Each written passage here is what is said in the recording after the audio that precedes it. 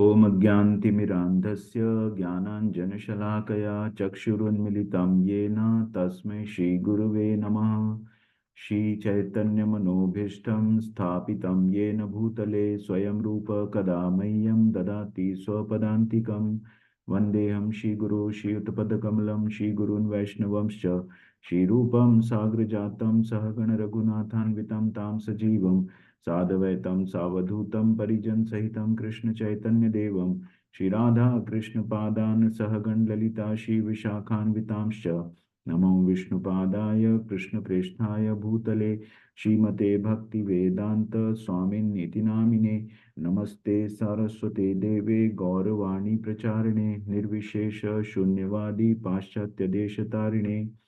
वाञ्छाकल्पतरुभ्यश्च कृपा सिन्धुभ्य एव च पतितानां पावनेभ्यो वैष्णवेभ्यो नमो नमः। हे कृष्ण करुणा सिन्धु दीनबन्धु जगत्पते गोपेश गोपिका कान्त राधा कान्त नमोस्तुते।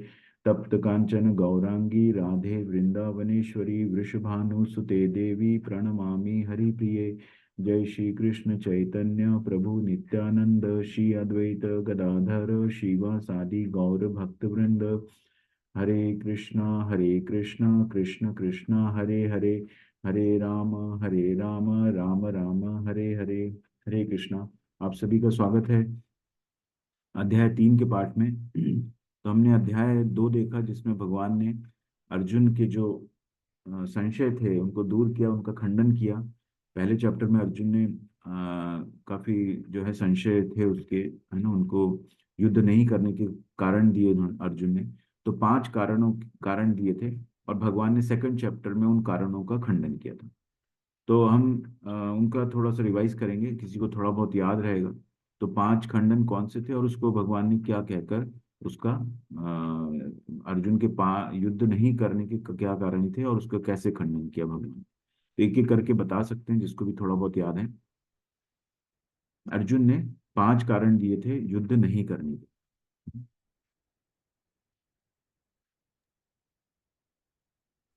किसी को कुछ भी एक भी याद रहेगा तो बता सकते हैं या कुछ भी। राधे राधे। हरे कृष्ण। यस प्रभु। हरे कृष्ण। हाँ, अर्जुन ने कहा था कि ये मेरे परिवार के हैं, मेरे गुरुजन पिताजन ससुर और रिश्तेदार हैं, इनके खिलाफ मैं कैसे युद्ध करूंगा। ये तो मेरे अपने हैं और अपने हैं, अपनों के प्रति मैं कैसे शस्त्र उठाऊं। ये करेक्ट। बोला। तो उसका तो भगवान ने, हाँ। जी प्रभु जी, उसका खंडन भगवान ने ऐसे किया था कि आत्मा जो है न कटती है, न मरती है और ना ही गीली होती है, जिसे नैनव छिदन्ति स्त्राणि वाला जो श्लोक कहा था। जी। तो पहला जो था, अब अर्जुन को दया आ गई थी, है ना, अपने सामने परिवारजनों को, मित्रों को, गुरुओं को, सबको देख के उसको दया आ गई कि मैं क्यों मारूं, मैं उसको समझ में नहीं आ रहा था कि ये मैं क्या क्या करने जा रहा हूँ या मैं इन सबको क्यों मार रहा हूँ, है ना। तो उसका फिर भगवान ने खंडन किया कि तुम शरीर नहीं आत्मा हो। तो ये सब जो है, ये सब को दूसरा शरीर प्राप्त होगा तो इसमें दया करने की आवश्यकता नहीं है ना। ये जीवन चक्र है, इसमें आदमी को वस्त्र की तरह जो है शरीर बदलता है। तो अगर मृत्यु होगी तो नया शरीर प्राप्त होगा, तो इसलिए दया करने की जरूरत नहीं है। तो ये सब मेरे द्वारा पहले ही मारे जा चुके हैं। तो भगवान ने कहा कि तुम शरीर नहीं आत्मा हो। ये पहला ज्ञान भगवान ने दिया था जब अर्जुन ने कहा कि उसको दया आ गई, है ना, अर्जुन को दया आ गई थी। यस। दूसरा पॉइंट किसी को याद है? कोई आनंद नहीं। कोई आनंद नहीं। यस, मतलब चौथा। हेवन या हेवन और किंगडम। हम्म। तो अर्जुन ने कहा कि इसमें कोई आनंद नहीं है। तो भगवान ने कहा कि अगर तुम जीत जाओगे तो तुम राज्य का भोग करोगे, साम्राज्य का भोग करोगे। और मर भी गए तो स्वर्ग की प्राप्ति होगी, तो वहां पे ऐश्वर्य है, ऐश्वर्य का भोग करोगे। तो इसमें आनंद ही आनंद है। तो अर्जुन कहता है इसमें क्या आनंद है, इसको मार करके मैं एक किसके साथ बांटूंगा खुशियां, और ये कोई आनंद नहीं है इसमें। तो भगवान कहते हैं कि इसमें आनंद ही आनंद, दोनों तरफ। अगर जीतोगे तब भी आनंद है और मरोगे तब भी आनंद है। यस। तीसरा पॉइंट किसी को याद है तो हरे बताओ। कृष्ण प्रभु जी। हरे कृष्ण प्रभु जी।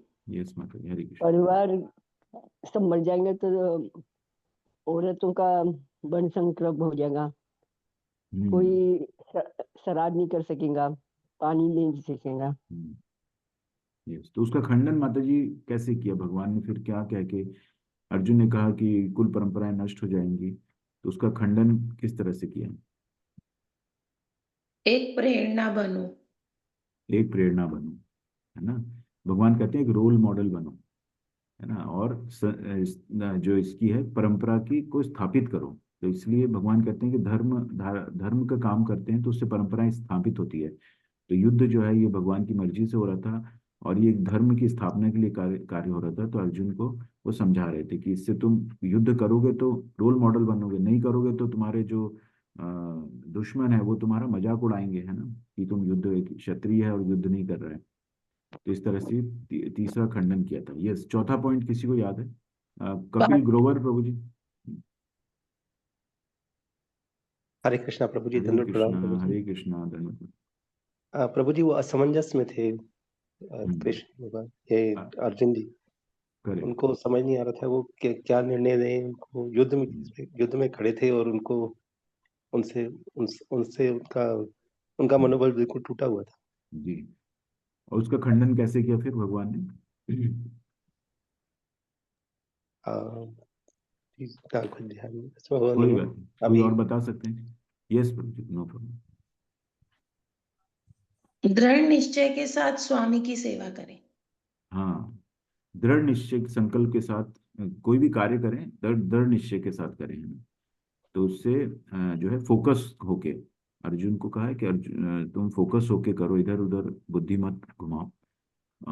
और फोकस होके दृढ़ संकल्प के साथ करते हैं। उसका एक एग्जाम्पल हमने देखा था चिड़िया वाला, कि चिड़िया के अंडे समुद्र ने ले लिए थे और किस तरह से वो उसको सुखाने चली थी। तो इस तरह का संकल्प के साथ खड़े हो और युद्ध करो, तो इससे तुम्हारी बुद्धि इधर उधर नहीं जाएगी, और असमंजस इनडिसिसिवनेस नहीं आएगी ना, कि क्या सही है क्या गलत है। तो वो स्थिति नहीं आएगी, दृढ़ संकल्प करके करो। और एक कारण, एक एक अर्जुन ने एक कारण और दिया था। अ, पाप। किसी को ध्यान आ रहा है? हैं? पाप। सर अर्जुन पाप। ने ये कहा था, जैसे सर सभी को मैं मार दूंगा तो ये सनातन धर्म है ये नष्ट हो जाएगा, ये बताया था। ये कुल परंपराएं नष्ट हो जाएगी, ये हमने कवर किया अभी, कि जिसमें वो जी जी। बोलते हैं भगवान कि इससे धर्म की स्थापना होगी। अगर धर्म का काम करते हैं तो इससे स्थापना ही होगी, इससे परंपराएं नष्ट नहीं होगी, और एक रोल मॉडल बनोगे आप, है ना। इसके अलावा एक कारण और था जो अभी किसी ने बोला प्रभु था। जी पाप नहीं बोला। पाप लगेगा, है ना। अर्जुन कहता है ये जिससे पाप। मतलब भक्ति गतिविधि कोई पाप नहीं है। करेक्ट। तो उसने बोला अर्जुन ने कि पाप लगेगा, इनको मारेंगे तो ये पापपूर्ण कार्य है, इनको तो कोई फर्क नहीं पड़ता, लेकिन हम ये करेंगे तो ये घृणित कार्य है, ये पाप लगेगा बिना कारण के। तो भगवान कहते हैं कि ये भगवान की खुशी के लिए जब हम कोई कार्य करते हैं तो भक्ति पूर्वक कार्य होता है। तो ये काफी डिस्कशन के बाद ये डिसाइड हुआ था कि ये युद्ध अब होगा, है ना। और इसमें भगवान ने फिर कहा कि युद्ध होगा, है ना। भगवान लेके गए थे प्रस्ताव कि इनको 5 गांव दे दो, है ना, कुछ नहीं दे सकते तो, लेकिन धृतराष्ट्र और दुर्योधन उसके लिए भी तैयार नहीं हुए। तो भगवान ने कहा फिर युद्ध के से निर्णय होगा। तो ये भक्ति की धर्म की स्थापना के लिए हो रहा है, भगवान की मर्जी के लिए हो रहा है, तो ये एक भक्तिपूर्वक कार्य है। ये अर्जुन समझ नहीं पा रहा था, तो इसमें कोई पाप नहीं लगेगा, ये कह के भगवान ने पांचों का खंडन किया था। ठीक है, बहुत बहुत धन्यवाद आप लोगों का। अब आगे बढ़ते हैं। कर्म योग। योग मतलब जुड़ना, योग मतलब जुड़ना। तो किससे जुड़ना, है ना, भगवान के साथ जुड़ना, किसके द्वारा? कर्म के द्वारा। तो इसलिए कर्म योग हो गया। जहाँ भी योग आता है मतलब उस योग का मतलब है भगवान के साथ हम जोड़ रहे हैं किसी भी तरह से, ज्ञान के द्वारा अगर ज्ञान योग हो जाएगा, कर्म के द्वारा कर्म योग हो गया, भक्ति के करके करेंगे तो भक्ति योग हो जाएगा। तो इस तरह से ये योग हो गया। तो अब आगे देखते हैं भगवान क्या कहते हैं। तो इस तरह से हमने देखा था कि 5 कारण ये थे। दया आ गई थी तो भगवान ने कहा हम शरीर नहीं आत्मा है, इसमें कोई आनंद नहीं है। तो भगवान ने कहा कि मर जीत जाओगे तो राज्य प्राप्त करोगे, मर गए तो स्वर्ग प्राप्त होगा, तो इसमें आनंद ही आनंद है। पाप लगेगा तो ये भक्ति पूर्ण कार्य है, तो इसमें कोई पाप नहीं है। पारिवारिक संबंध जो परंपराएं नष्ट हो जाएगी, तो भगवान कहते हैं एक रोल मॉडल की तरह युद्ध करो, है ना। ये धर्म की स्थापना के लिए युद्ध हो रहा है, तो इससे परंपराएं स्थापित होगी, नष्ट नहीं होगी। और इनडिसीशन, असमंजस हो गया उसको, है ना, मैं क्या सही है क्या गलत है ना। ले तो भगवान कह रहे हैं कि दृढ़ निश्चय के साथ स्वामी की सेवा करो, भगवान की के लिए के को भक्ति पूर्व कार्य समझकर दृढ़ संकल्प होकर कार्य करो। चलिए आगे बढ़ते हैं। कर्म योग और कर्म कांड एक समान नहीं है। कर्म कांड का तात्पर्य है देवी देवता पूजा की सेवा करना, आत्महित इंद्रिय भोग के लिए। तो कर्म कांड जो होता है वो अपनी इंद्रिय तृप्ति के लिए करते हैं, या उससे कुछ हमको आशा होती है, कोई कोई भी हम यज्ञ करते हैं या कुछ करते हैं तो उससे कुछ फल चाहते हैं, तो उसकी है ना ग्रह शांति के लिए कराते हैं, या आमदनी के लिए कराते हैं, लक्ष्मी पूजा कराते हैं। तो इस तरह के अलग अलग देवी देवताओं की पूजा होती है, तो वो इंद्रिय भोग या अपनी अपनी संतुष्टि के लिए होता है। जबकि कर्मयोग इसके बिल्कुल विपरीत है, ये लगातार प्रयास में परमेश्वर को खुश करने और सेवा करने के लिए है। तो भगवान की खुशी के लिए कोई कार्य करते हैं, वो कर्मयोग होता है। और कर्म कांड है, तो ये दोनों में डिफरेंस बताएं। तो जो भी हम हवन करते हैं, पूजा पाठ करते हैं, पुरोहित को बुला के करते हैं, और उसका कुछ उद्देश्य होता है, तो वो कर्म कांड हो गया। लेकिन भगवान की खुशी के लिए अगर हम कोई कर्म कर रहे हैं, तो वो कर्म योग हो जाता है।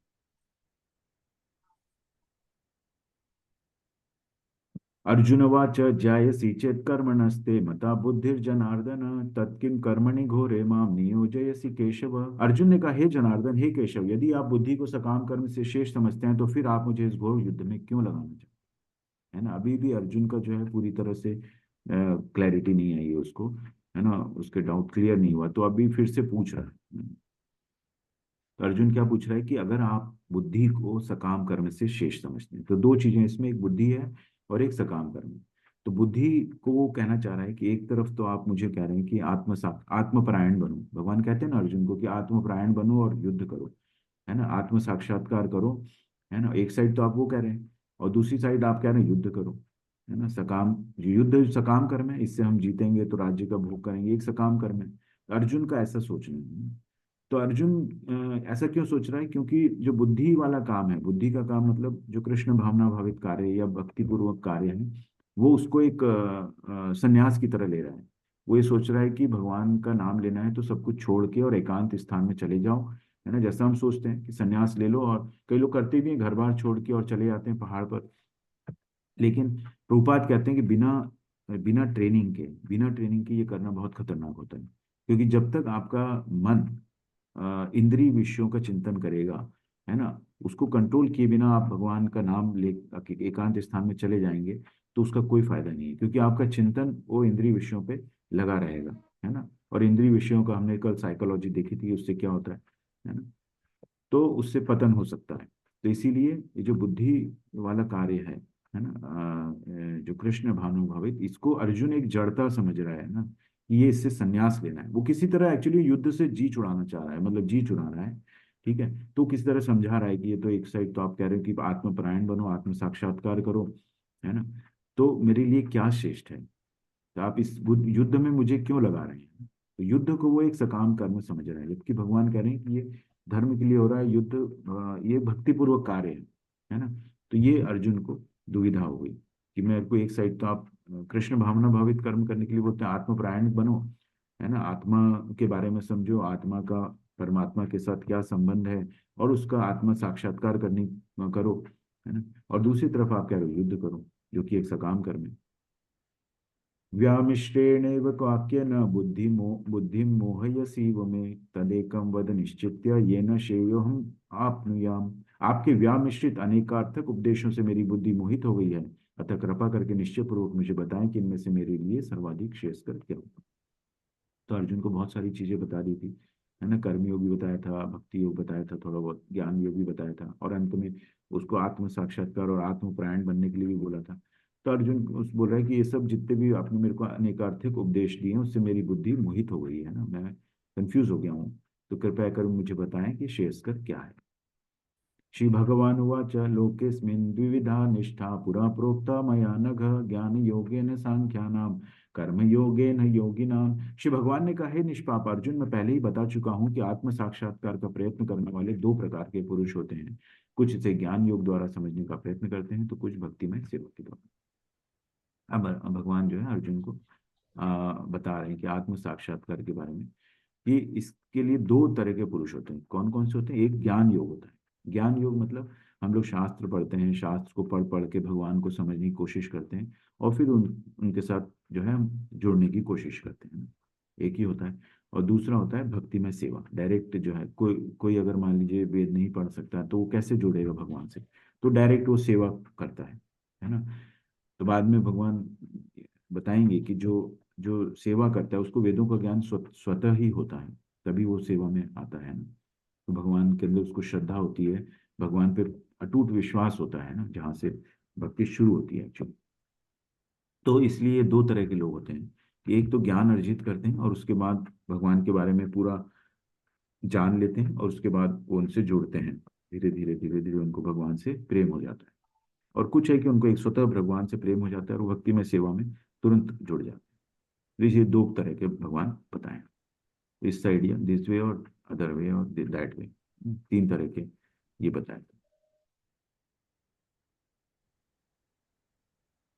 यहाँ पे ये भक्ति पूर्वक कार्य, एक एक तरफ ये ज्ञान अर्जित करके और ध्यान लगा रहा है, और एक साइड जो भक्ति पूर्वक सेवा कर रहा है, हनुमान जी हैं। हनुमान जी तो एकदम दास हैं, बिल्कुल भगवान के दास हैं, उनके चरणों में बैठे रहते हैं। तो वो उन्होंने कोई वो नहीं किया, उन्हें उन्हें स्वतः प्रेम है भगवान के साथ, है ना, तो वो भगवान की सेवा में तत्पर है। प्रभुपाद की जय। भौतिकतावादी मनुष्यों के हृदयों को विमल करने के लिए जिन कर्मों का विधान किया गया है उनके द्वारा शुद्ध हुआ मनुष्य ही संन्यास ग्रहण कर सकता है। शुद्धि के बिना संन्यास ग्रहण करने में सफलता नहीं मिल पाती। हृदय की शुद्धि के बिना संन्यास सामाजिक व्यवस्था में उत्पात उत्पन्न करता है। दूसरी ओर यदि कोई नियत कर्मों को न करके भी भगवान की इस दिव्य सेवा करता है तो वह उस मार्ग में जो कुछ भी उन्नति करता है उसे भगवान स्वीकार कर लेते हैं, अर्थात भक्ति योग। एक तो तरीका यह है कि सब कुछ छोड़ के चले गए, लेकिन यहाँ पे प्रभुपाद कह रहे हैं कि अगर उसका मन शुद्ध नहीं है, शुद्धि के बिना संन्यास ग्रहण करने से सफलता नहीं मिलती। तो मन को शुद्ध करना, मन को शुद्ध करना मतलब इंद्रियों को इंद्रिय विषय से जो है उनको भगवान की सेवा में लगाना, है ना। इंद्रियों का काम है कि वो इंद्रिय विषय देखेंगे ना, तो भगवान की सेवा में लगाएंगे उसको, तो उससे शुद्ध होगा, हृदय शुद्ध होगा। क्योंकि इंद्रिय विषय का चिंतन रहेगा तो डेफिनेटली आप आगे जो है उन्नति नहीं कर सकते, है ना। उन विषयों से आपको दूर जाना है। तो कैसे जाएंगे, तो उसके लिए आपको एकांत में चले जाएंगे, तब भी चिंतन तो रह सकता है ना। तो उसको क्या करना है, बहुत सरल विधि भगवान बताते हैं कि उन इंद्रियों को भगवान की सेवा में लगाते हैं। तो कैसे लगाते हैं कि जैसे आंख है, आंख एक हमारी ज्ञानेंद्रिय है, तो आंख का विषय क्या है, रूप को देखना, है ना। तो रूप के देखने के लिए हम क्या करते हैं, भगवान के रूप को देखते हैं, है ना। आपका मन इधर उधर जाएगा, है ना, सुंदर स्त्री को देखना है, सुंदर पुरुष को देखना है, या सुंदर कुछ भी देखना है, तो आपका मन उस तरफ जाएगा। लेकिन आपको क्या करना है, उसको भगवान की सेवा में लगाना है। तो भगवान के रूप को देखेंगे, भगवान की लीलाओं को देखेंगे, है ना। तो इससे हम इंद्रियों को भगवान की, तो यह इंद्रिय शुद्ध हो रही है, इंद्रिय हमारी शुद्ध हो रही है। जो विषय आसक्ति में थी उसको हम अब शुद्ध कर दिया हमने। तो इसी तरह एक एक इंद्रिय की तरह, है ना, नाक है, नाक का काम है सूंघना, तो सूंघने के लिए हम भगवान को अर्पित पुष्पों को सूंघे, उनको अर्पित जो तुलसी पत्र है उसको सूंघे, है ना। इससे हमारी वो इंद्रिय शुद्ध होती है। तो इसी तरह से हम अपनी ज्ञानेंद्रियों को शुद्ध कर सकते हैं, और फिर धीरे धीरे हम जब हरे कृष्ण कृष्ण कृष्ण हरे हरे बोलते हैं तो इससे हमारा हृदय शुद्ध होता है ना। इसीलिए हरे कृष्णा। थोड़ा सा डिस्टरबेंस है तो मैं म्यूट कर रहा हूँ आप लोगों को। यस।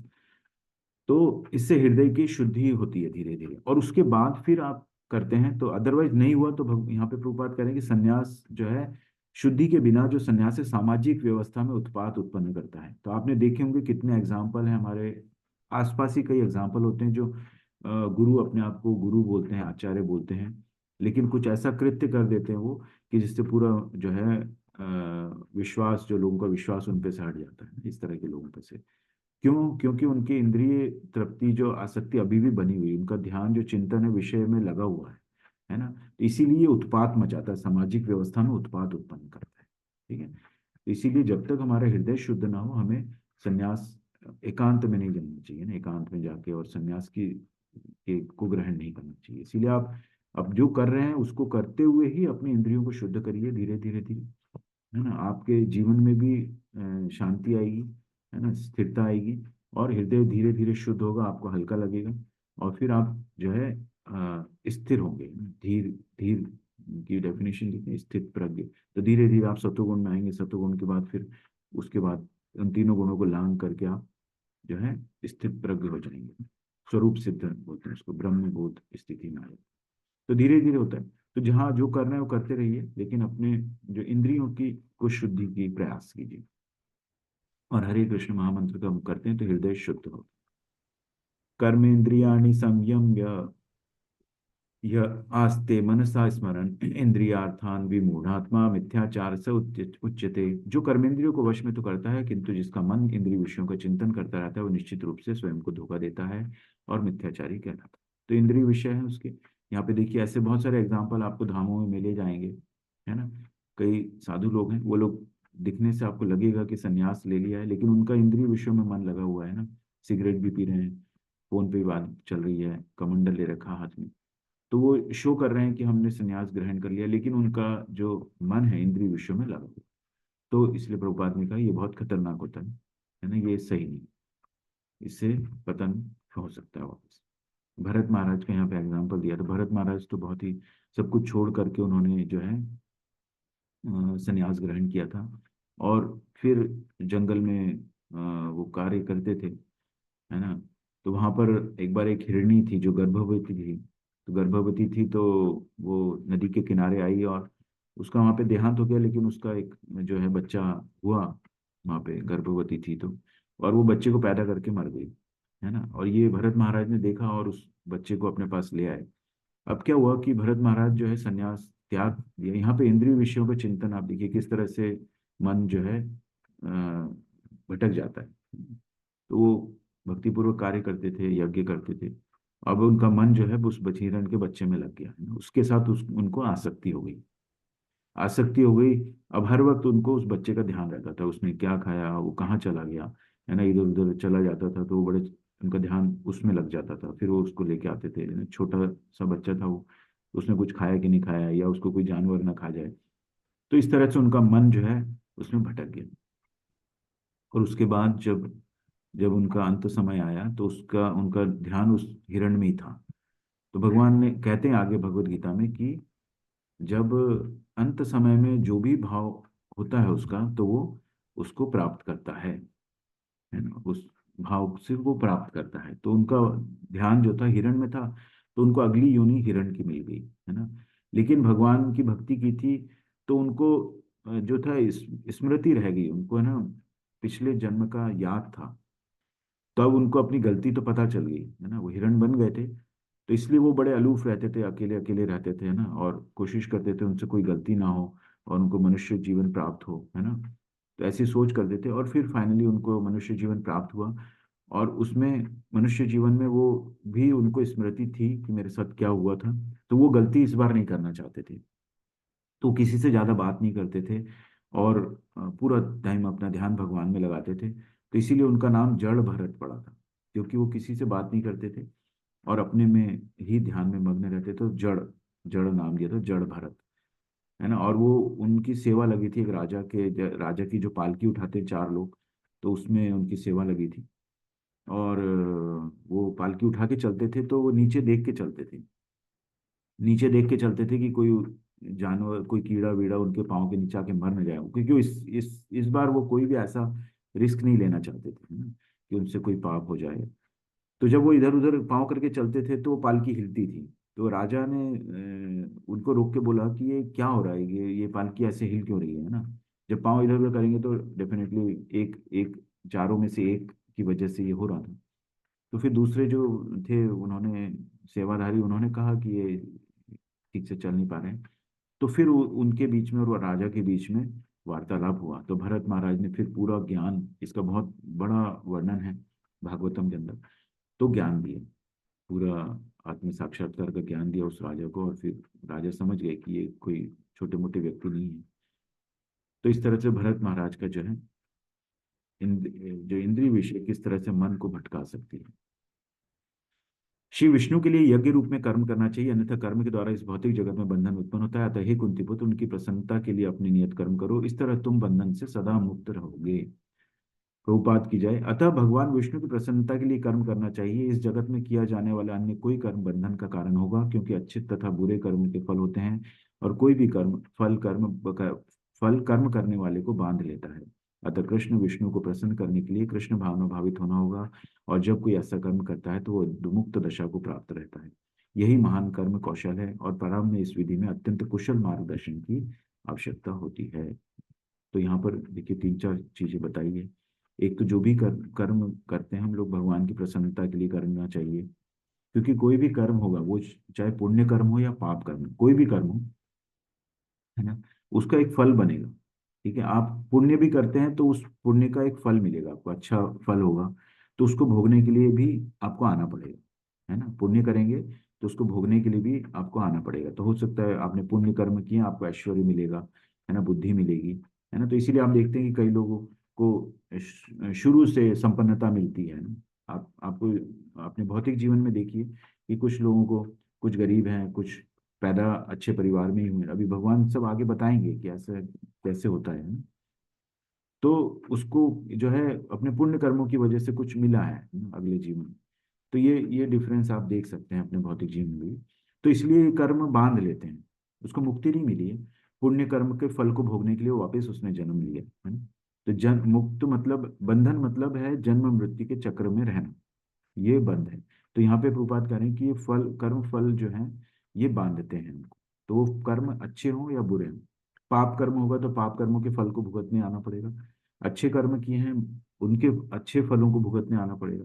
तो बंधन के कारण है ये फल, है ना। तो जब हम कृष्ण, अतः कृष्ण को प्रसन्न करने के लिए कृष्ण भावना भावित होना होगा। जब कोई ऐसा कर्म करे तो मुक्त दशा को प्राप्त है। तो क्या करना होगा, हमको कर्म के फलों को भगवान को अर्पित करना होगा, कृष्ण भावना भावित होके। भगवान कृष्ण भावना भावित जो शब्द है, इसका मतलब हम जो भी कार्य करते हैं उसको भगवान की चेतना, भगवान अपने, हमारी चेतना में भगवान रहते हैं, कृष्ण को सेंटर में रख के करते हैं, है ना। उसको किसी न किसी तरह से उसको रिलेट करते हैं। जैसे मैंने कल बताया था कि हम खाना बना रहे हैं तो उसको एक भोग के रूप में सोच के बनाएंगे, तो वो कृष्ण से रिलेट हो गया ना, कृष्ण भावना भावित कार्य हो गया। इसी तरह से हर कार्य को अपने, आप पढ़ रहे हैं तो पढ़ रहे हैं तो आप ये सोच के पढ़िए कि मैं पढ़ के कोई अच्छी नौकरी मुझे मिलेगी, और अच्छी नौकरी मिलेगी तो मैं ये भगवान के मंदिर में सेवा करूंगा, है ना। उससे जो धन अर्जित होगा उसको मैं भगवान की सेवा में लगाऊंगा, भगवान के मंदिर निर्माण में मैं काम करूंगा, अपने घर में एक मंदिर बनाऊंगा।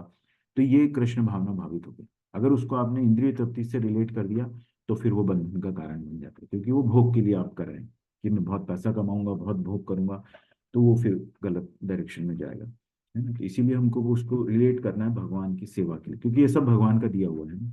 सब कुछ भगवान, हम कुछ लेकर नहीं आए, जो भी दिया हुआ है सब भगवान के चीजों से ही बना के, है ना। लोग इतना इकोनॉमिक डेवलपमेंट कर रहे हैं, वो कहाँ से कर रहे हैं, वो सब पृथ्वी से ही निकाल के कर रहे हैं। तो ये सब भगवान का दिया हुआ है। तो इसलिए भगवान की सेवा में लगाते हैं तो वो कृष्ण भावना भावित हो जाता है। इस विधि को के लिए कार्य कौशल की मार्गदर्शन की आवश्यकता है, इसीलिए गुरु की हमको आवश्यकता होती है, क्योंकि ये किस तरह से करें पता तो चल गया क्या करना है।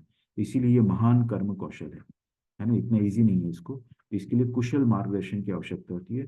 तो कुशल मार्गदर्शन कौन करता है, हमको गुरु करते हैं। तो गुरु के मार्गदर्शन में कार्य करते हैं। तो जिस तरह से हम अभी ये क्लास अटेंड कर, तो प्रभुपाद प्रभुपाद जो है, प्रभुपाद ने ये विधियां और समझ कर कि करना क्या है ना, एक सरल विधि से सब हमको बताया। तो ये कुशल मार्गदर्शन है। प्रभुपाद हर जगह पे बता रहे हैं ये करो ये करो, है। यज्ञों के द्वारा प्रसन्न होकर देवता तुम्हें भी प्रसन्न करेंगे, और इस तरह मनुष्यों तथा देवताओं के मध्य सहयोग से सबको प्रसन्नता प्राप्त होगी, है ना। तो यज्ञ करते हैं, तो यज्ञ अलग अलग जो हैं, भगवान ने अधिकार दे रखे हैं। देवी देवता कौन है, भगवान के अधिकारी हैं, भगवान के प्रतिनिधि हैं सब, है ना। अधिकार दे रखे हैं उनको, इंद्रदेव को दे रखा है वर्षा का काम, ठीक है ना। तो इसी तरह ब्रह्मा जी को दिया है सृष्टि करो, विष्णु जी पालन करते हैं, है ना, शिव जी संहार करते हैं। तो ब्रह्मा विष्णु महेश हैं, वो सब का जो है पालन और संहार करते हैं। तो इस तरह से सृष्टि चलती है। तो इस तरह से अलग अलग देवी देवताओं को अधिकार दे रखे हैं। जो हमारे, हम लोग बोलते हैं इतने करोड़ देवी देवता हैं, सबके अपने अपने अधिकार कार्य क्षेत्र हैं। और ये पूरी जो व्यवस्था, इतने करोड़ों ब्रह्मांड की व्यवस्था चलती है, वो इन्हीं देवी देवताओं के कार्य निरीक्षण में चलती है, ठीक है। तो इनको इनको भगवान कह रहे हैं कि यज्ञों के द्वारा प्रसन्न होकर देवता तुम्हें भी प्रसन्न करेंगे, है ना। तो आपने देखा होगा पहले जब वर्षा नहीं होती थी तो लोग यज्ञ करते थे, है ना। और यज्ञ दो तरह से, एक तो ये इस तरह से यज्ञ करते थे हवन कुंड में करके, और एक है नियत कर्मों का यज्ञ, जो अभी यज्ञ चक्र के बारे में हम बात करेंगे कि यज्ञ नियत कर्म कैसे आते हैं। प्रभुपाद के यज्ञ से मनुष्य के खाद्य पदार्थ शुद्ध होते हैं, और शुद्ध भोजन करने से मनुष्य जीवन शुद्ध हो जाता है।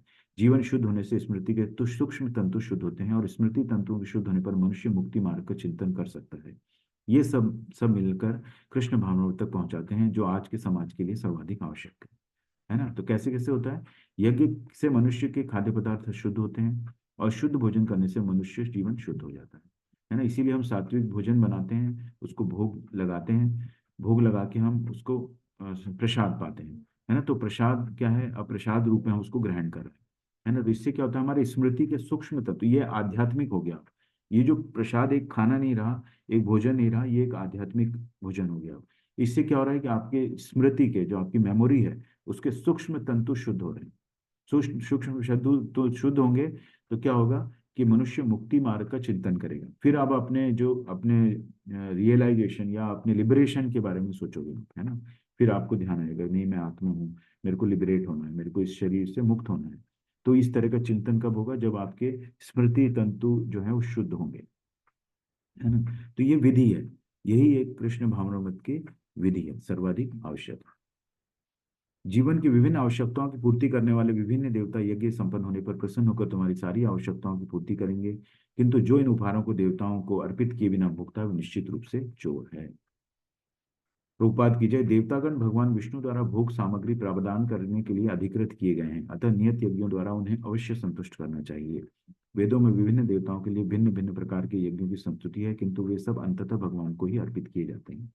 किंतु जो यह नहीं समझ सकता है कि भगवान क्या है, उनके लिए उसके लिए देव यज्ञ का विधान, अनुष्ठानकर्ता के भौतिक गुणों के अनुसार वेदों में विभिन्न प्रकार के यज्ञों का विधान है। विभिन्न देवताओं की पूजा भी उसी आधार पर अर्थात गुणों के अनुसार की जाती है।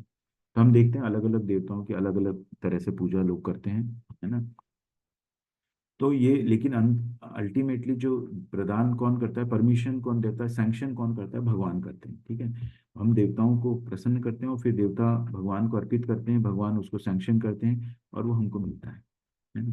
तो इस तरह से ये यज्ञ चक्र चलता है। तो हर देवता, तो इसीलिए भगवान कह रहे हैं कि चोर है अगर हम उसको अर्पित नहीं करेंगे, तो क्योंकि उनका दिया हुआ है सब, उनको अगर हम थैंक्स बोलते हैं, थैंक्स, कोई भी हमारा कुछ के लिए हेल्प करता है तो हम उसको थैंक्स बोलते हैं। तो यहाँ तो भगवान हमको, हर सांस भगवान की दी हुई है हमारी, है ना। हमारा जीवन भगवान की चीजों पर टिका हुआ है। तो अगर हमने भगवान को अर्पित कर दिया तो उसमें कोई गलती नहीं है।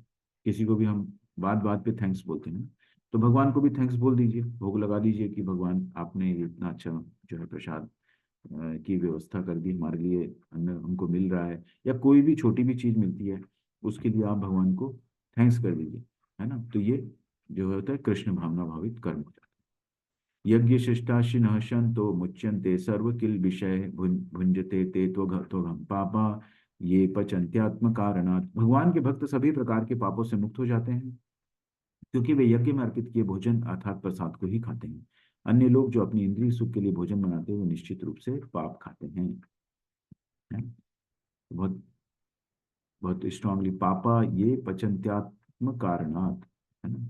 पापा मतलब पाप खाते हैं ये। अगर हमने उसको नहीं खाया तो मतलब हम चोरी करके खा रहे हैं, तो ये पाप है एक्चुअली। तो इसीलिए भगवान के भक्त सभी प्रकार के पापों से मुक्त हो जाते हैं, क्योंकि वे यज्ञ में अर्पित किए भोजन को ही खाते हैं। इसीलिए आप देखेंगे कि जो भक्त होते हैं वो भगवान को पहले भोग लगाएंगे और फिर खाएंगे, है ना, उनको अर्पित करके उनका धन्यवाद कर। और ये हमको स्कूल में आप देखेंगे तो बच्चों को प्रेयर भी करी जाती है, लेकिन धीरे धीरे वो सब हम भूल जाते हैं। आपने देखा होगा कि लंच होता है तो कई स्कूलों में बच्चों को प्रेयर कराई जाती है ना। वो क्या होता है, प्रेयर, थैंक्स करते हैं भगवान को, उसके बाद बच्चों को खिलाए जाते हैं। लेकिन जैसे जैसे हम बड़े होते हैं वो हम भूल जाते हैं सब। सारे प्राणी अन्न पर आश्रित हैं जो वर्षा से उत्पन्न होता है, वर्षा यज्ञ संपन्न करने से होती है और यज्ञ नियत कर्मों से उत्पन्न होता है, ठीक है। ये यज्ञ चक्र है। प्रभुपाद की जय। परमेश्वर जो यज्ञ पुरुष अथवा समस्त यज्ञों के भोक्ता कहलाते हैं, सभी देवताओं के स्वामी हैं, और जिस प्रकार शरीर के अंग पूरे शरीर की सेवा करते हैं उसी तरह सारे देवता उनकी सेवा करते हैं। इंद्र, चंद्र तथा वरुण जैसे देवता भगवान द्वारा नियुक्त अधिकारी हैं जो सांसारिक कार्यों की देखरेख करते हैं। सारे वेद इन देवताओं को प्रसन्न करने के लिए यज्ञों का निर्देश करते हैं, जिससे वे अन्न उत्पादन के लिए प्रचुर वायु, प्रकाश तथा जल प्रदान करें। जब कृष्ण की पूजा की जाती है तो उनके अंग स्वरूप देवताओं की भी स्वतः पूजा हो जाती है, अतः देवताओं की अलग से पूजा करने की आवश्यकता नहीं होती। इसी हेतु कृष्ण भावना भावित भगवत भक्त सर्वप्रथम कृष्ण को भोजन अर्पित करते हैं और तब खाते हैं। यह ऐसी विधि है जिससे शरीर का आध्यात्मिक पोषण होता है।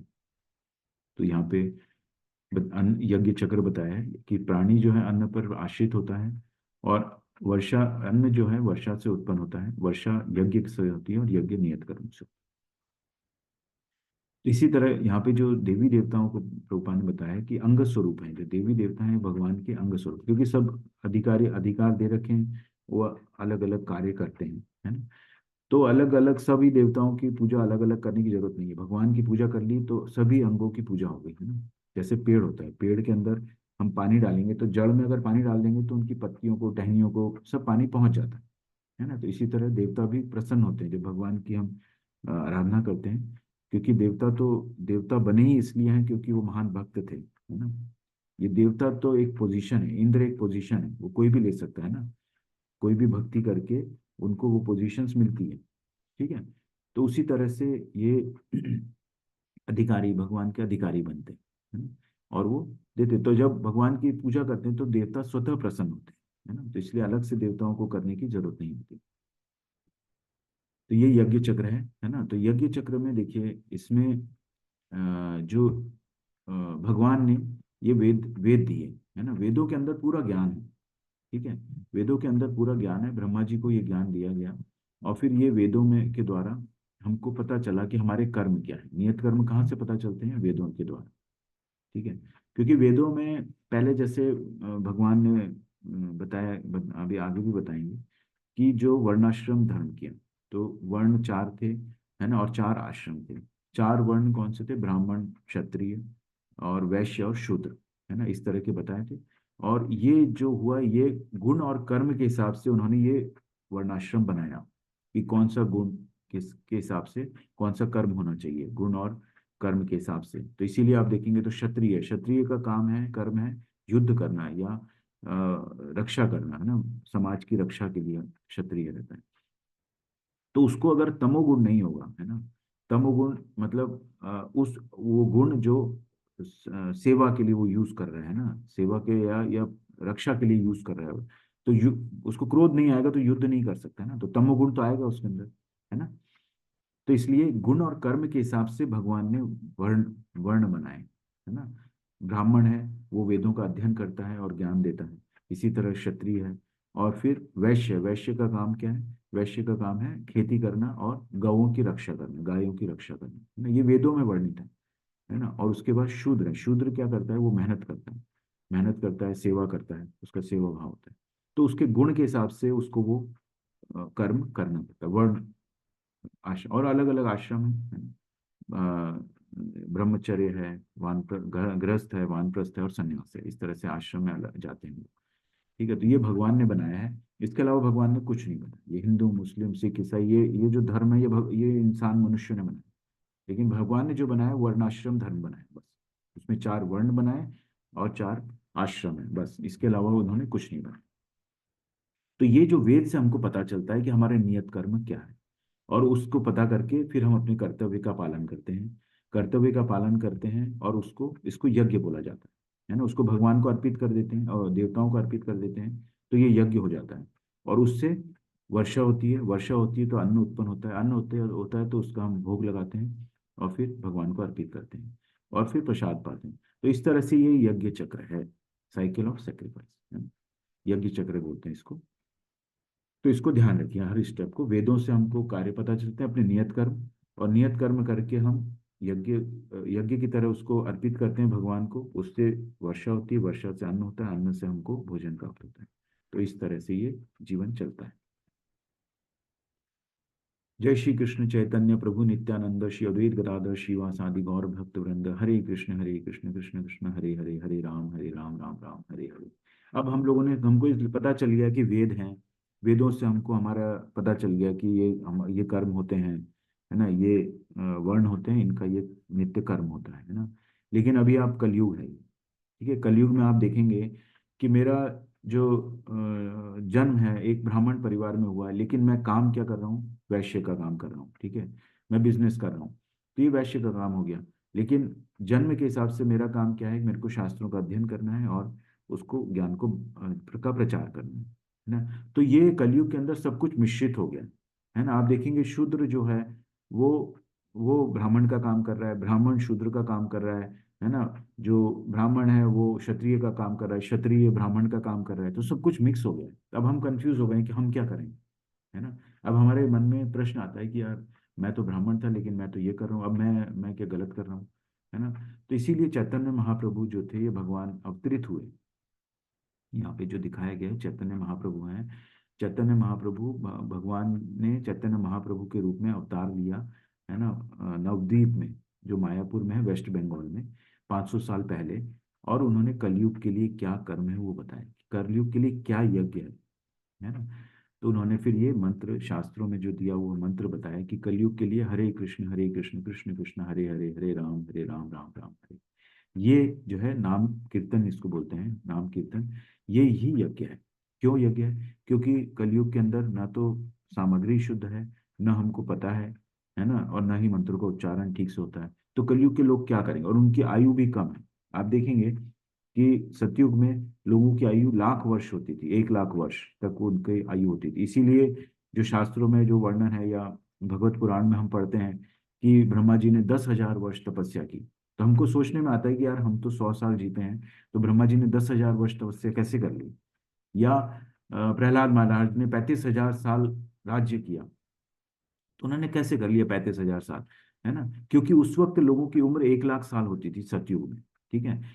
और फिर उस वक्त लोग तपस्या करते थे, है ना, तपस्या करके भगवान को प्रसन्न करते थे, आत्म साक्षात करते थे, भगवान दर्शन देते थे, है।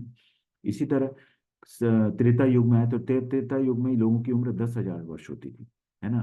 तो उन्होंने जो है यज्ञ हवन और यज्ञ करते थे वो लोग, है ना। और सतयुग में क्या करते थे, तपस्या करते थे। त्रेता युग में लोग यज्ञ करते थे, 10,000 साल उनकी उम्र होती थी। और फिर द्वापर युग में लोग आराधना करने लग गए, है ना, उनकी जो 1,000 वर्ष उनकी उम्र होती थी। और वो आराधना करते थे, मंदिरों की स्थापना हुई, वहाँ पे भगवान की प्रतिष्ठा की जाती थी, प्राण प्रतिष्ठा करके। और भगवान में और विग्रह में कोई फर्क नहीं होता है, ऐसा करके वो उनकी आराधना करते थे भगवान की, है ना।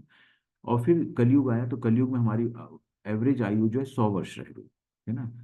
तो 100 वर्ष रह गई, अब हमारी आयु भी कम है।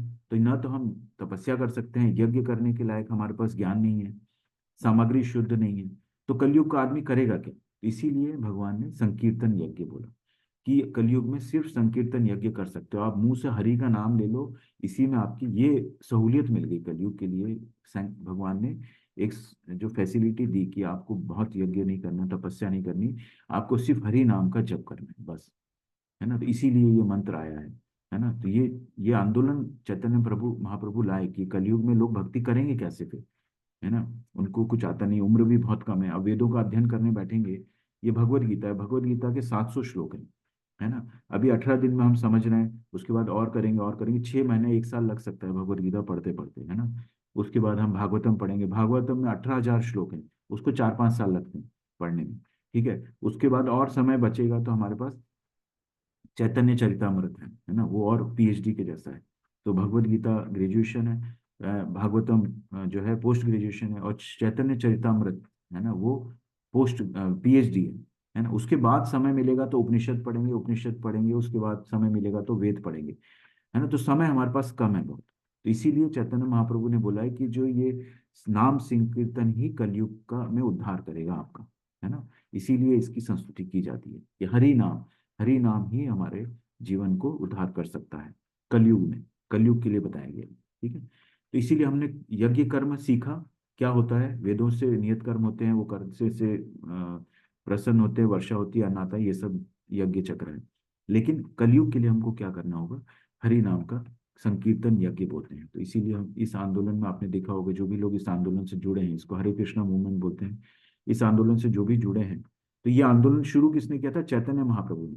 प्रभुपाद तो बीच में आए और उन्होंने ऐसी व्यवस्था करी कि लोग करेंगे कैसे, तो उसको सिस्टमेटिक किया। अदरवाइज ये आंदोलन चलाया किसने? चैतन्य महाप्रभु ने, है ना। और वो आए और उनके सब पार्षद जो हैं, जब भगवान कोई भी अवतार लेते हैं तो उनके साथ उस लीला में उनके पार्षद आते हैं। तो इसीलिए हम लोग ये चैतन्य प्रभु नित्यानंद इनको प्रणाम करते हैं। ये जब महामंत्र करते हैं तो इसके पहले हम ये पंच तत्व हैं, श्री चैतन्य महाप्रभु है, नित्यानंद है, गदाधर है, अद्वैत गदाधर है, श्रीवास है और गौर भक्त हैं। तो ये पंच तत्व बोलते हैं, इनको प्रणाम करके हम ये, ताकि कोई त्रुटि होगी तो हमें क्षमा कीजिए, और ये मंत्र का उच्चारण करते हैं। इसको हम 108 बार करते हैं तो एक माला हो जाती है ना। तो एक माला से हमको शुरू करना चाहिए, इससे बहुत शांति मिलती है, क्योंकि ये दिव्य मंत्र है, ये साधारण मंत्र नहीं है। इसको करेंगे तो खुद अनुभव कर सकते हैं। और इसको बीट्स पे करते हैं। अगर आप माला नहीं है तो आप शुरू कैसे भी कर सकते हैं। बोलना हरि नाम उच्चारण जरूरी है। तो पहले महामंत्र, पहले ये पंच तत्व मंत्र बोलते हैं, उसके बाद हम ये महामंत्र बोलते हैं। तो अभी हम कर क्या रहे हैं, ये सब करने से क्या हो रहा है, ठीक है। अभी हम क्या है कि हम देहात्मिक, सबसे नीचे जो है देहिक बॉडीली प्लेटफॉर्म है। जब भी हम शरीर के लिए कार्य करते हैं, मतलब वो देहिक स्तर होता है। तो हमारी सोच भी देहात्मिक होती है ना। हम कुछ भी चीज सोचते हैं तो वो दैहिक स्तर पे फिर सोचते हैं ना, आध्यात्मिक स्तर पे नहीं सोचते हैं। तो हमको क्या करना है, धीरे धीरे अपने स्तर को ऊपर की तरफ ले जाना। तो उससे क्या होता है कि हमको, हमारा उद्देश्य क्या है, हमको आध्यात्मिक स्तर तक जाना है ना। आध्यात्मिक स्तर मतलब शरीर की सोच से दूर होना है। शरीर की सोच से मतलब मैं आत्मा हूँ, इस सोच तक जाना है। और जब मैं ये सोचने लग जाऊंगा कि मैं आत्मा हूँ, तो हम आध्यात्मिक स्तर पर आ जाएंगे, और फिर हम आत्मा के लिए काम करेंगे। तो वो आध्यात्मिक कार्य होगा, है ना। आध्यात्मिक कार्य होगा और स्पिरिचुअल प्लेटफॉर्म पर आ जाएंगे, है ना। स्पिरिट के बारे में सोच रहे हैं, सोल के बारे में सोच रहे हैं, जो इस शरीर को चेतना दे रही है ना, उसके बारे में सोच रहे हैं। तो उस स्तर तक आते हैं। तो फिर हम क्या है कि हम इन पहले बॉडीली प्लेटफॉर्म पे रहते हैं ना, फिर इंद्रिय सेंसुअल प्लेटफॉर्म रहता है हमारा उसके साथ में, है ना। फिर धीरे धीरे हम चिंतन करने लगते हैं, है ना। अभी हम भगवत गीता पढ़ रहे हैं, थोड़ा बहुत सुन रहे हैं हम लोग। अब हमारे अंदर विचार आएंगे, है ना। कुछ विचार आएंगे कि अच्छा, मेरे शरीर में एक चीज ऐसी है जो मेरे शरीर को चेतना दे रही है, ठीक है। तो ये हमने सुना है ना। उसके बारे में चिंतन करने लगे, तो हम क्या है, मेंटल प्लेटफॉर्म पर आ गए, है ना। उसके बाद इंटेलेक्चुअल प्लेटफॉर्म, उसमें हम फिर कुछ कार्य ऐसे करने लग जाएंगे, तो हम इंटेलेक्चुअल प्लेटफॉर्म पर आ जाएंगे, क्योंकि उसको हमने एक्सेप्ट कर लिया। उस मेंटल प्लेटफॉर्म पे आके उन चीज़ों को अब हम समझने लग गए, है ना, उनकी सत्यता को जानने लग गए। और फिर धीरे धीरे फिर हम आध्यात्मिक स्तर पर चले जाते हैं।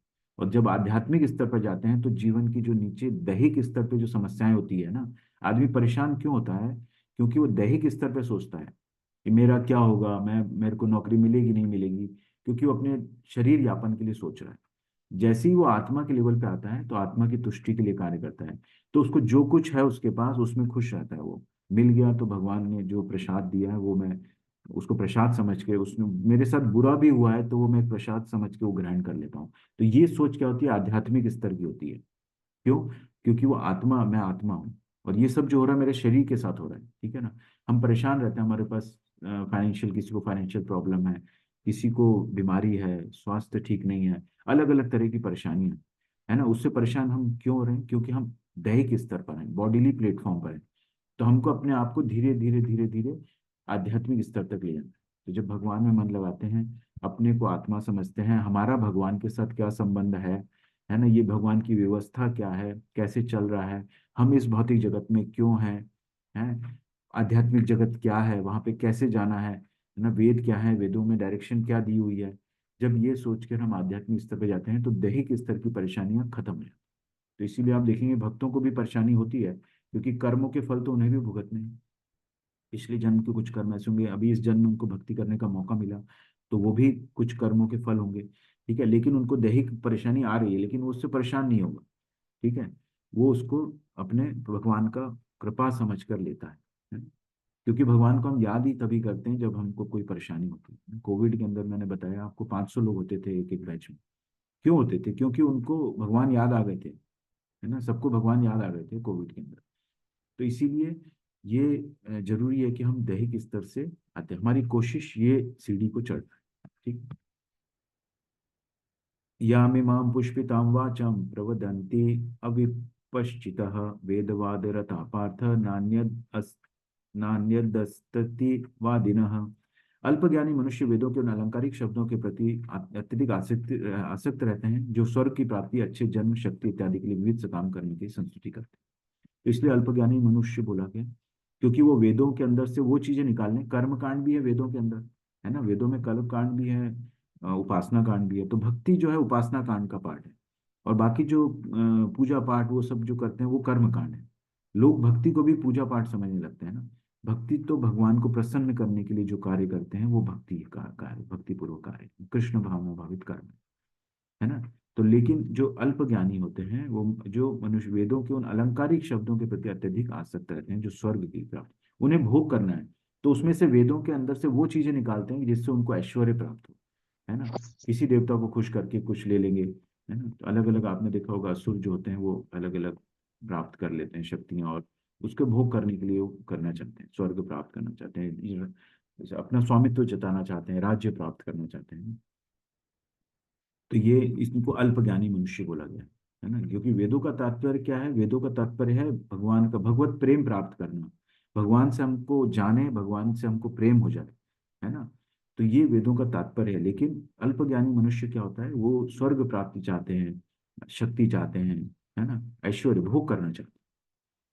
तो ये इसलिए उसको उनको अल्प ज्ञानी बोला गया, क्योंकि वेदों के तात्पर्य को समझ नहीं पाए। इसीलिए कोई बहुत ज्ञानी है, उसको वेदों का बहुत ज्ञान है, उसने बहुत सब बहुत पढ़ रखा है, लेकिन उसके अंदर अगर भक्ति नहीं है भगवान के प्रति, तो वो कोई ज्ञान कोई यूज का नहीं है उसकी, ठीक है। अब यहाँ पे देखिए अलग अलग ये बताया गया है कि ये सब हमारी ज्ञानेंद्रियां हैं, है ना। आंख है, नाक है, कान है, त्वचा है, और जीवा है। ये 5 हमारी ज्ञानेंद्रियां हैं, ठीक है। इन ज्ञानेंद्रियों के अपने अपने विषय हैं, ठीक है। और ये जो लगाम है, ये लगाम क्या है? मन है।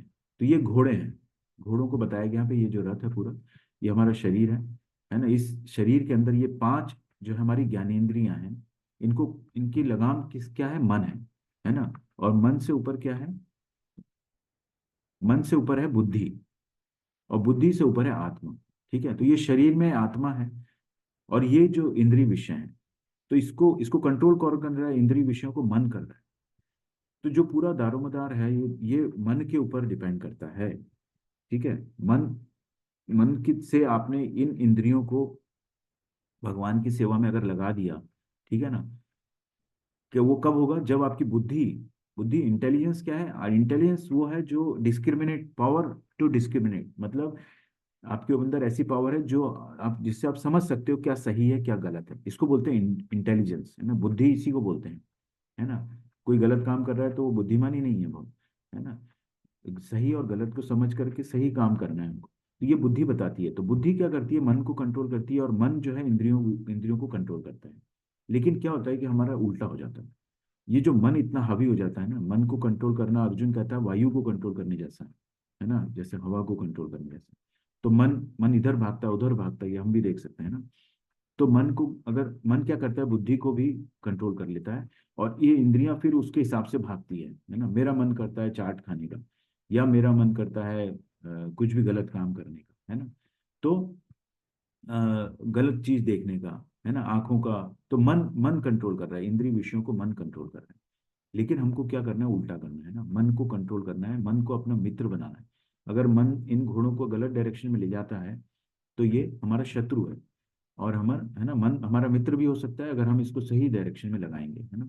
तो भगवान के रूपों को, भगवान की लीलाओं को देखने में हम आंखों का यूज करते हैं, भगवान को अर्पित किए हुए फूलों को हम सूंघते हैं, पुष्प अर्पित किए हुए तुलसी पत्र को हम सूंघते हैं, है ना। तो हमारी इंद्रियां शुद्ध हो रही है ना। और हम, मन हमारा मित्र है, हमारी बुद्धि का उपयोग करके हम मन के द्वारा इंद्रियों को कंट्रोल कर रहे हैं। कान है तो भगवान की लीलाओं के बारे में सुनते हैं, भगवान के बारे में सुनते हैं।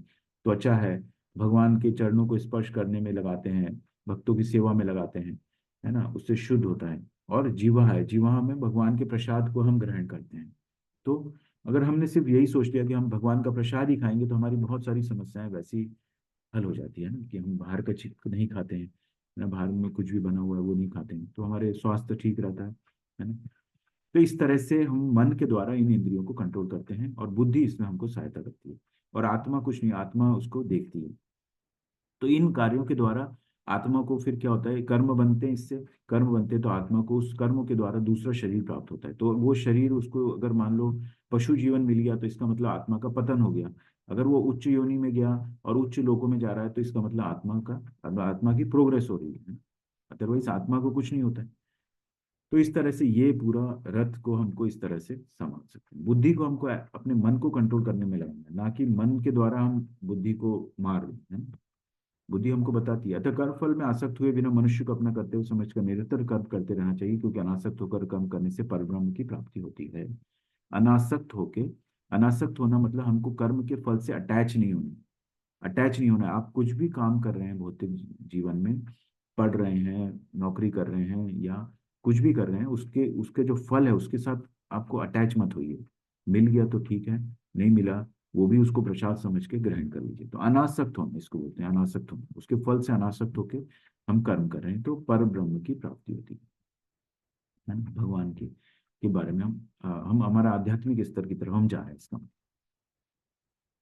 यद यद आचरति श्रेष्ठ तत्त देवेतरो जनः स यद प्रमाणम कुरुते लोकस तद अनुवर्तते। महापुरुष जो जो आचरण करता है सामान्य व्यक्ति उसी का अनुसरण करते हैं। वो अपने अनुसरणीय कार्यों से जो आदर्श प्रस्तुत करता है संपूर्ण विश्व उसका अनुसरण करता है। तो महापुरुष मतलब जो लीडर्स होते हैं उनको बहुत ध्यान रखना चाहिए अपने आचरण का, क्योंकि वो जो आचरण करते हैं उसको लोग फॉलो करते हैं। तो कोई भी पर्सनैलिटी है उसके फॉलोअर्स होते हैं। आप देखेंगे कोई आचार्य है या कोई कोई यूट्यूबर है, कोई मोटिवेशनल स्पीकर है, उसके बहुत सारे फॉलोअर्स होते हैं। तो उसको अपना आचरण बहुत सोच समझ के करना चाहिए, है ना। नहीं तो उसके जो फॉलोअर्स होते हैं वो भी वैसे ही फॉलो करने लगते हैं। तो आपने देखा हो कई आचार्य हैं, वो उसके 10 लाख से ज्यादा फॉलोअर्स हैं, लेकिन वो भगवत गीता को ऐसे प्रस्तुत करते हैं, वहां पे भक्ति कहीं नहीं बताते, वो भक्ति नहीं बताते हैं। वो अपने हिसाब से उनसे पूछेंगे आपने कहाँ से सीखा, तो वो हमने अपने आप ही समझा उसको। जबकि ये भगवान बताते हैं कि ये ज्ञान जो है परंपरा से सीखा जाता है ना, परंपरा से ही सीखा जाता है इसको, क्योंकि जो भगवान बताना चाहते हैं ना यथारूप में वो हमको समझना है। लेकिन वो अपना मेंटल स्पेकुलेशन करते हैं, मनोधर्म लगाते हैं और उसके हिसाब से सोचते हैं कि ये भगवान के कहने का ये तात्पर्य होगा। तो उससे वो बच्चों को ऐसा समझाते हैं और बच्चे समझ भी जाते हैं कि वो बहुत उनके लिए सरल होता है वो समझना, क्योंकि उसमें कुछ करना नहीं है ना। भगवान की खुशी के लिए, भगवान की सेवा करने के लिए बोलेंगे तो लोग रोज उठो, है ना, अगरबत्ती लगाओ, भगवान के लिए पुष्प लाओ, ये करो, तो उसमें बहुत कुछ करना पड़ रहा है। यहाँ पे समझ के सिर्फ बैठ जाना है हमको। हम तो जो है नास्तिक हैं, हम एथिस्ट हैं और बैठ जाओ बस, है ना, करना क्या ये पता नहीं है। तो ऐसे लोगों के बहुत फॉलोअर होते हैं, तो उनको अपना आचरण बहुत सोच समझ के करना चाहिए, क्योंकि वो गलत जो संदेश है समाज में दे रहे हैं, गलत संदेश दे रहे हैं और गलत जनरेशन पैदा हो रही है ये, है ना, जो एथिस्ट की जनरेशन पैदा हो रही है। कि ये भगवान प्रभुपाद कहते हैं ये गॉडलेस सिविलाइजेशन कहाँ जा रहा है ये पता नहीं है। आप देखेंगे अभी हम सांस लेना हमको दुर्भर हो रहा है ना, पॉल्यूशन इतना बढ़ रहा है और इसको हम इकोनॉमिक डेवलपमेंट बोल रहे हैं। टेम्परेचर हर साल आधा डिग्री 1 डिग्री बढ़ रहा है ना। लोगों को परेशान हो जाते हैं गर्मी के अंदर, है ना। तो जो जो संपन्न है वो तो अपने आप को प्रोटेक्ट कर लेते हैं, जो संपन्न नहीं है वो भुगतते हैं। तो ये इकोनॉमिक डेवलपमेंट हमको कहाँ लेके जा रहा है ना, तो ये सही डेवलपमेंट नहीं है ना। जो भी इंडस्ट्रियलाइजेशन होता है उसमें वो कितना पॉल्यूशन क्रिएट करते हैं ना, और उसको ग्लोबल वार्मिंग के लिए चिंतित रहते हैं। तो ये कैसी प्रोग्रेस है। एक साइड आप प्रोग्रेस कर रहे हो, एक साइड आपको चिंता है ग्लोबल वार्मिंग की, है ना। ये तो कम हो नहीं रहा है किसी भी दृष्टि से, कितना भी कुछ कर लोगे लेकिन कम नहीं हो रहा है ना।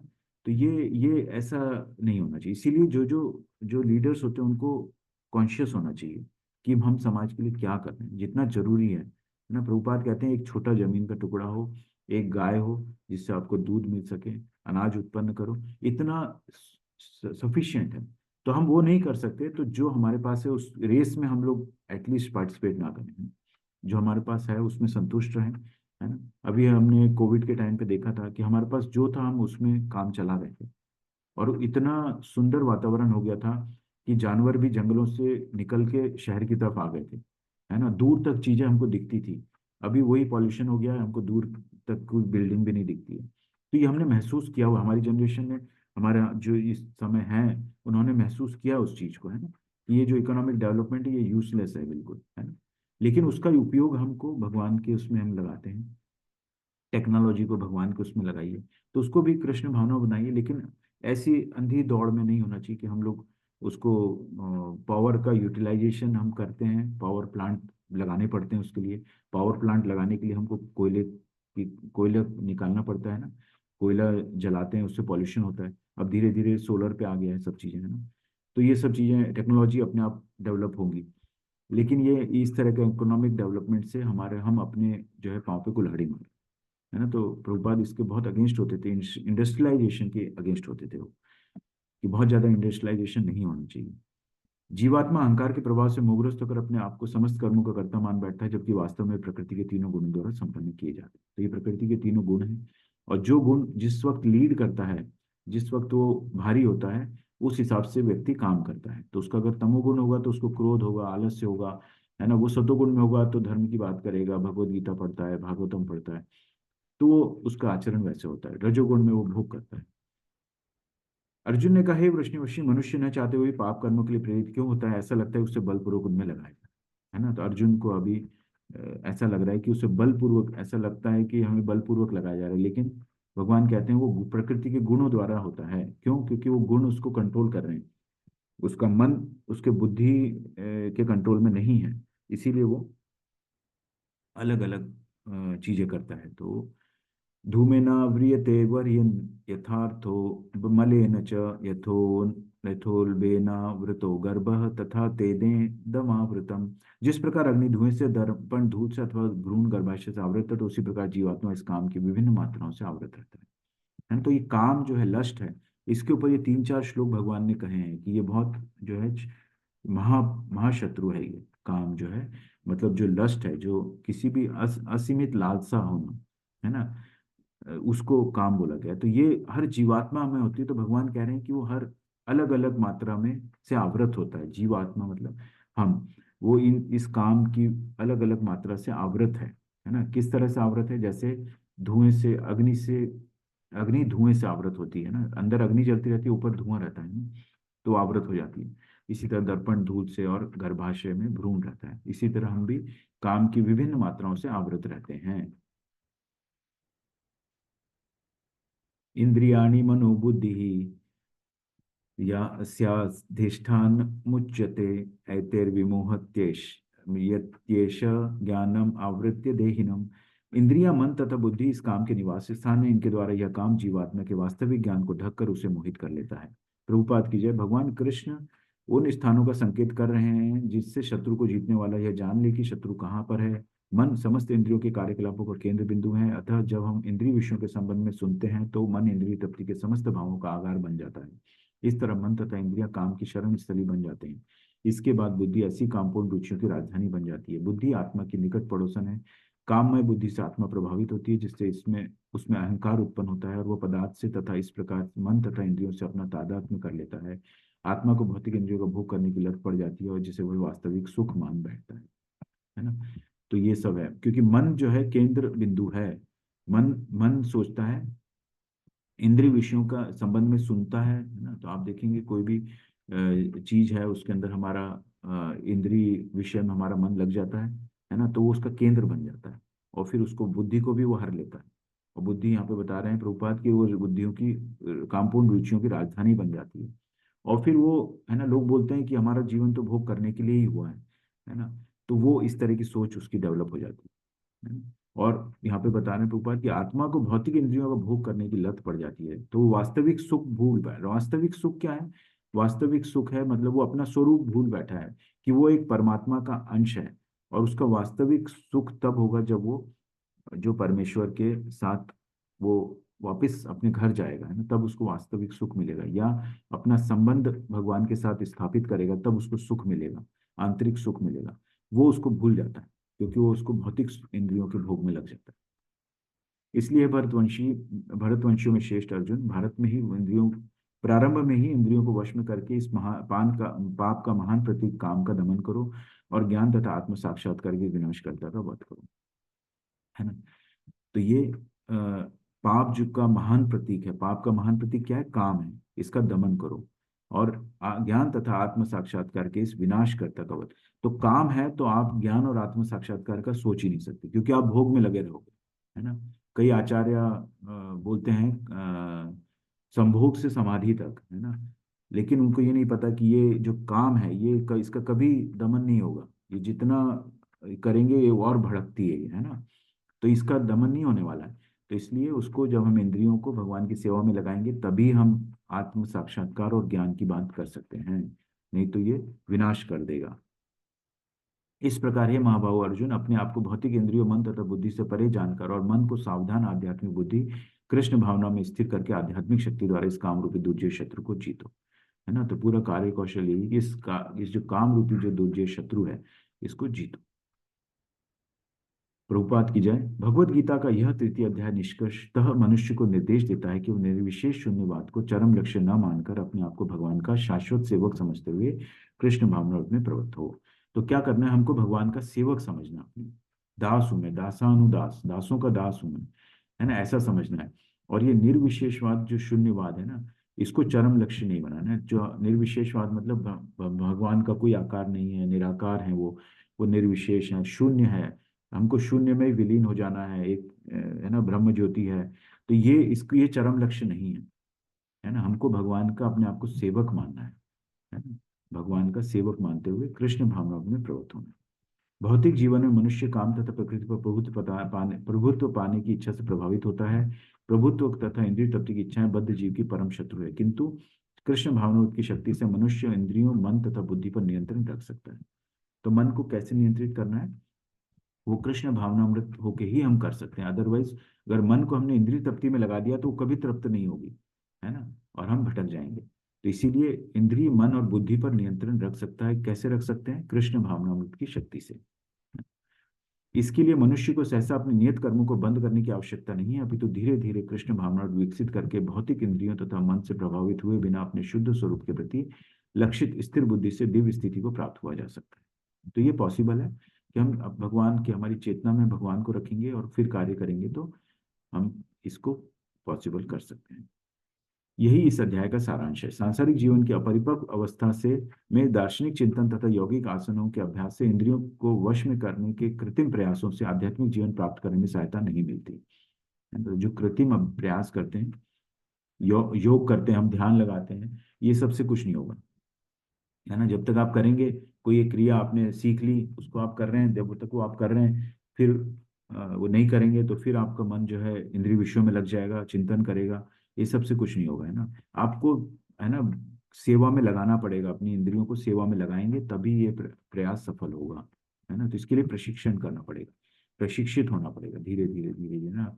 हम चैंटिंग करते हैं, चैंटिंग कर करके मन को स्थिर कर रहे हैं, मन को, है ना, हरे कृष्ण कृष्ण कृष्ण हरे हरे, हरे राम राम राम हरे हरे, ये बोलते जाएंगे बोलते जाएंगे बोलते जाएंगे, आपका मन धीरे धीरे धीरे शांत हो जाएगा, है ना। आप, कई लोग बोलते हैं ना मन नहीं लगता, ये नहीं लगता, तो ये शुरू कीजिए। तो इस तरह से भगवान ने अलग अलग, अर्जुन ने बोला कि मैं क्या करूं, है ना। एक तरफ तो आप बोलते हैं मेरे को कि जो है बुद्धिपूर्ण कार्य करूं, और दूसरी तरफ आप ये बोलते हैं युद्ध करो, तो मैं क्या करूं, है ना, सकाम कर्म करूं कि वैराग्य ले लूं। अर्जुन उसको वैराग्य समझ रहे हैं। भगवान कहते हैं कि कुछ छोड़ने की जरूरत नहीं है, ठीक है। भगवान की खुशी के लिए जो कर्म करते हैं, सकाम, जो बुद्धिपूर्ण कार्य होता है, बुद्धिमानी का कार्य होता है। निष्काम कर्म और ज्ञान योग के बारे में पढ़ा, कर्म कांड से कर्म योग के बारे में हमने डिफरेंस पढ़ा, और लीडर्स को किस तरह से मिसाल पेश करनी चाहिए, उनका आचरण कैसा होना चाहिए। और सबसे बड़ा दुश्मन क्या है? पाप है, वह काम है। काम को ज्ञान रूपी शस्त्र से काट। वाञ्छाकल्पतरुभ्यश्च कृपा सिन्धुभ्य एव च पतितानां पावनेभ्यः वैष्णवेभ्यो नमो नमः। अनंत कोटि वैष्णव वृंद की जय, श्री प्रभुपाद की जय, नामाचार्य हरिदास ठाकुर की जय, उपस्थित भक्त जनों की जय।